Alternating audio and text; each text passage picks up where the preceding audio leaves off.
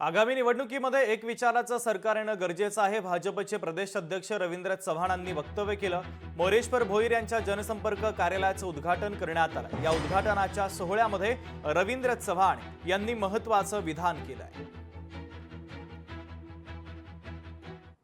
भारतीय जनता पार्टीच्या आज पिसोली भागातील कार्यालयाचं मोरेश्वर भोईर या भागामध्ये वर्षानुवर्ष काम करतात.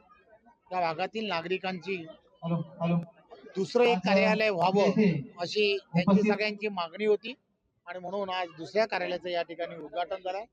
देशामध्ये नरेंद्र मोदीजींच्या नेतृत्वामध्ये, महाराष्ट्रामध्ये आदरणीय देवेंद्रजींच्या नेतृत्वामध्ये महायुतीचं सरकार आहे.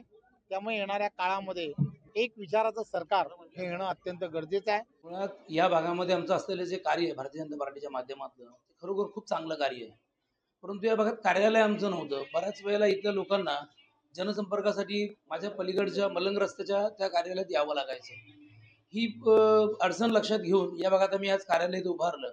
आज या कार्यालयाच्या उद्घाटनाप्रसंगी प्रदेशाध्यक्ष रवींद्रजी चव्हाण, माजी केंद्रीय मंत्री कपिलजी पाटील साहेब, जगन्नाथ पाटील साहेब, त्यानंतर माजी आमदार नरेंद्र पवार साहेब, निरंजनजी डावखरे साहेब, ही जी काय सगळी मंडळी आली, या सगळ्या मंडळींनी जे काही शुभेच्छा आशीर्वाद दिलेले आहेत, निश्चित भारतीय जनता पार्टीचे पंडित दीनदयालजी उपाध्याय यांचा जो मूळ मंत्र होता की अंत्योदय विकास, म्हणजे समाजाच्या शेवटच्या घटकापर्यंत विकास पोहोचला पाहिजे, तो प्रयत्न या कार्यालयाच्या माध्यमातून आम्ही करणार आहोत. लोकशाही मराठी ऐका, पहा, जागरूक रहा.